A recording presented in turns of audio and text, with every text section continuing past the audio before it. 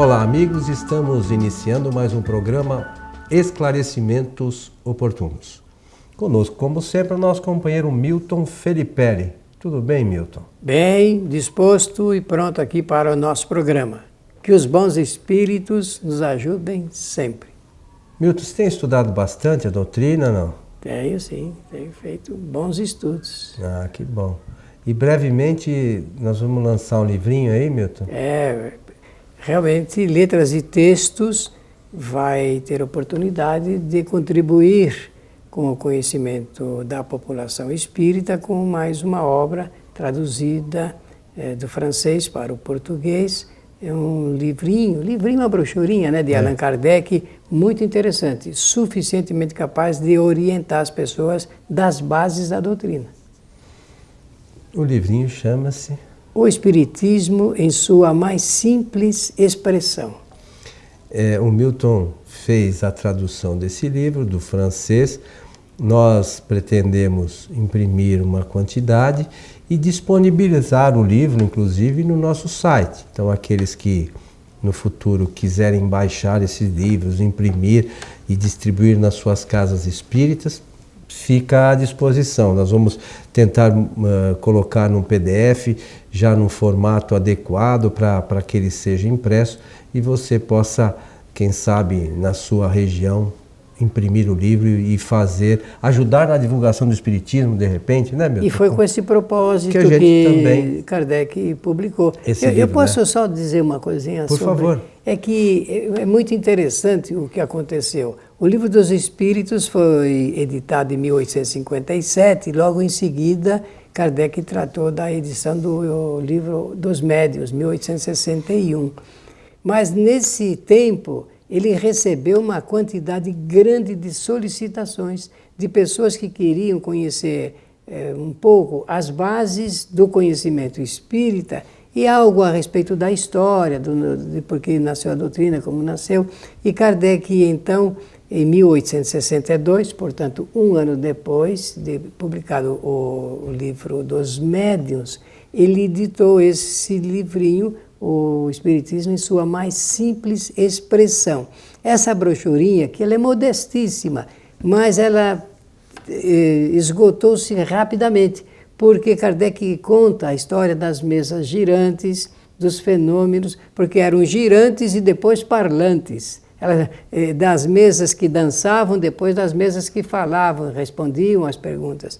Então Kardec faz ali uma descrição muito interessante e curiosa, todos vão gostar, eu tenho certeza, e depois ele apresenta as bases da doutrina espírita e ele acrescenta uma coisa interessante com ele, que ele vai reproduzir o que os espíritos superiores disseram a ele nas reuniões lá de Paris, por ocasião das investigações para a produção do Livro dos Espíritos. Então é uma base genuína. Nós traduzimos letra por letra do francês para ficar. É claro que fizemos uma pequena atualização de linguagem que precisa, né? São muitas palavras perderiam o sentido hoje, mas suficientemente boas para o esclarecimento público. Então é para todos aqueles que querem conhecer um pouquinho da doutrina espírita, e é um livro que foi editado por Allan Kardec. Existem outras edições, evidentemente, boas, mas o Milton procurou fazer um trabalho de detalhe, sobretudo procurando atualizar algumas expressões para que ela possa ser inteligível para todo mundo, né, Milton? Todas as pessoas possam entender a mensagem trazida neste pequeno livro. Exatamente. Então vamos nós aqui, Milton, atender mais uma solicitação que nos foi enviada, e é uma coisa que, enfim, para que a gente pense. A indagação diz o seguinte: observo que vários palestrantes e oradores que falam em nome do Espiritismo usam de termos esotéricos e de doutrinas místicas. O que vocês acham disso? Vamos expressar as nossas considerações. Sempre lembrando que temos maior respeito pelas ideias. Claro, sempre. E pelas pessoas também. São ideias, né? Todos têm o direito universal de tê-las, falar sobre elas e de escrever sobre elas. Mas como nós, quando a gente fala em nome do Espiritismo, estamos entrando na área da comunicação social espírita. Comunicação social espírita. Então nós precisamos tomar cuidado, porque várias vezes, e uma delas foi em um artigo publicado na Revista Espírita, Kardec chama a atenção para o cuidado que temos que ter com os termos, com a terminologia, e de não nos apropriarmos de termos que não são doutrinários, porque senão, além de nós nos apropriar dos termos indebitamente que são de outras doutrinas, nós também corremos o risco de confundir a opinião pública sobre o Espiritismo. Aliás, existe muita confusão sobre conceitos espíritas por causa da terminologia usada por quem fala ou escreve em nome da doutrina espírita. Não sabendo disso, muitos companheiros têm incidido nessa falha, que eu penso assim, de confundir a opinião pública espírita e não espírita sobre terminologia, termos que não são espíritas e que passam a serem utilizados pelos espíritas. Eu acho que é bom, um detalhe, desculpe interromper. Nada. É que assim, Kardec também fez uma observação que é sempre prudente que a gente use um termo para cada coisa. Se a gente usar diversas coisas para definir uma mesma coisa, a gente não vai se entender nunca. Então, Kardec tomou esse cuidado para não dá para achar que lei de causa e efeito e ação e reação é a mesma coisa, que não são a mesma coisa. E muitas pessoas batem o pé e afirmam que é. Esse é um detalhe. Esse é um detalhe só, eu não quero discutir essa questão aqui, mas faz parte também que a gente tem que observar. Claro, lembrando apenas que os termos aí, pertence à ciência, né? É de Newton, Isaac Newton. Ligado à matéria, ligado à lei da física. Então, tá bom. Nós temos que entender, compreender esse fenômeno. Não digo aprender a conviver com ele, não. Nós temos que esclarecer exatamente para criar um conhecimento específico. As pessoas que falam em nome do Espiritismo deveriam usar sempre a terminologia doutrinária do Espiritismo. Kardec começou a criar um vocabulário em 1861. Ele vai introduzir esse início, porque é um início que ele estava fazendo, e é claro que ele ia desenvolver isso a maior.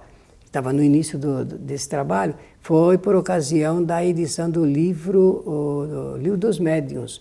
No capítulo 32, ele já introduz lá um vocabulário espírita. Ele fez aquele livrinho antes, como é que era o nome, Milton? Que precedeu o livro dos médiuns, que tinha o vocabulário no início. Que depois ele inclui, que é das manifestações, não é? Isso, tá. Que precedeu o livro dos médiuns. Foi isso mesmo. Bem, então, e é verdade o que esta pessoa está revelando aí. Nós podemos mostrar que isso daí é uma radiografia do que acontece no meio espírita. Pessoas que pensam que conhecem o espiritismo, mas conhecem pouco, mas conhecem mais o esoterismo e as doutrinas místicas, elas, quando falam em nome do espiritismo, usam termos esotéricos e termos místicos para comunicarem as ideias espíritas. E pensamentos também, às vezes confundem. Mas muda o conceito. E muda o conceito doutrinário. Claro, né? aí muda o conceito doutrinário. Então, nós temos que entender que esse fenômeno existe, que isso está se passando hoje, mas que nós temos que tomar cuidado e sugerir que as pessoas alterem essa comunicação para facilitar um entendimento genuinamente espírita, porque senão vai existir, e como já está existindo, uma confusão na opinião pública. Afinal, depois que as pessoas ouvem e leem sobre esses termos, elas ficam sem saber se realmente esse é um termo espírita e passam a usá-lo, ou a usá-los. Ou a pessoa vai na casa espírita, escuta o termo, então ela supõe que... Eu fui na casa espírita, escutei falar isso, eu suponho que isso seja do espiritismo, né? Então, e para dizer que não é, eu preciso aqui fazer uma afirmação em nome da doutrina, e estou ao lado de Kardec ao fazer isto. No espiritismo não existem ideias esotéricas ou ideias místicas. Não existem ideias ocultas. O Espiritismo veio exatamente para mostrar como funcionam as leis naturais, mas de maneira clara. Tudo está a descoberto. Não existe iniciação, do conhecimento, porque o Livro dos Espíritos, por exemplo, ele é escrito dentro de um processo pedagógico de perguntas e respostas que atendem a toda a necessidade do conhecimento humano, à saciedade. Essa palavra significa por inteiro, na sua totalidade, na sua integralidade. Então, nós não precisamos ficar imaginando que o Espiritismo ele está enquadrado na galeria do esoterismo. Absolutamente não está. Nós respeitamos as ideias esotéricas porque elas existiam muito antes da doutrina espírita, mas o Espiritismo não se enquadra nas doutrinas esotéricas, místicas e nem ocultistas. Kardec vai falar isto no livro A Gênese, ou na Revelação Espírita, ou na própria introdução dessa obra. Ele vai falar isso da maneira como eu salientei aqui. Então, o que nós podemos responder a essa pergunta tão interessante? Reconhecemos que sim, que existem oradores e palestrantes que usam termos esotéricos, ocultistas. Por exemplo, eu mesmo ouço alguns palestrantes que apresentam no YouTube aulas, inclusive, da doutrina espírita, usando terminologia do Egito Antigo, da Índia Antiga, e realmente não existia o Espiritismo nem no tempo do Egito Antigo e nem da Índia Antiga. Por que usam? Porque estão ligados culturalmente a essas doutrinas, ou pelo pensamento, ou reminiscências do passado e tudo mais. Então é interessante que a gente busque o conhecimento. Como nós já falamos aqui em outros programas, às vezes as pessoas falam, não, mas vocês são muito rígidos e tal, mas o conhecimento, para quem quer estudar a doutrina espírita, está nos livros de Kardec. Não é isso, Milton? Claro, eu estou errado? Com certeza. Por exemplo, por que eu preciso falar de doutrinas kármicas para falar da lei de causalidade ou de causa e efeito? Não preciso recorrer ao conhecimento das chamadas doutrinas kármicas. Eu não preciso. Hinduísticas, não, absolutamente. Por quê? Porque eu encontro todo o material cultural e de comunicação terminológica nas obras de Kardec para tratar da lei de causalidade. E olha, o discurso espírita, ele é explícito, ele explica muito bem como é que funciona essa lei. Por exemplo, se alguém quiser conhecer tudo a respeito da lei de causalidade, é só ler o capítulo número 5 de um livrinho chamado O Evangelho segundo o Espiritismo. Eu falei livrinho no sentido mais carinhoso possível. Então, é um livro que ele realmente explica, é tão claro, é pedagógico até, o esforço de Kardec num tratado ali, porque o capítulo 5 é um verdadeiro tratado dentro de uma obra espírita. E está ali. Mas por que as pessoas recorrem à terminologia, aos conceitos de doutrinas kármicas? Porque não conhecem, não estudaram direito a obra de Kardec. Porque quem estuda se esclarece e domina o conhecimento com esse esclarecimento. Ilumina a vida também, porque a doutrina espírita, ela projeta um foco de luz no nosso caminho, é para projetar um foco de luz. Agora eu sei onde eu devo caminhar porque eu estou respaldado num conhecimento sobre as leis naturais. E Kardec, em diversos momentos, né, Milton, ele se preocupou com esse tipo de influência que o espiritismo poderia sofrer.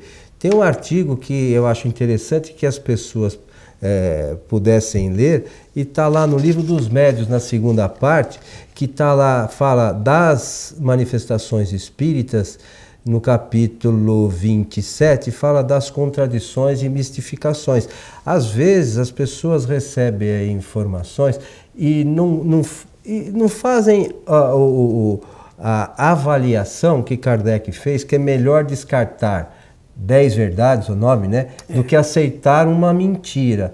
Então, às vezes as pessoas se esquecem que porque receberam uma mensagem de um espírito, que aquilo é verdade.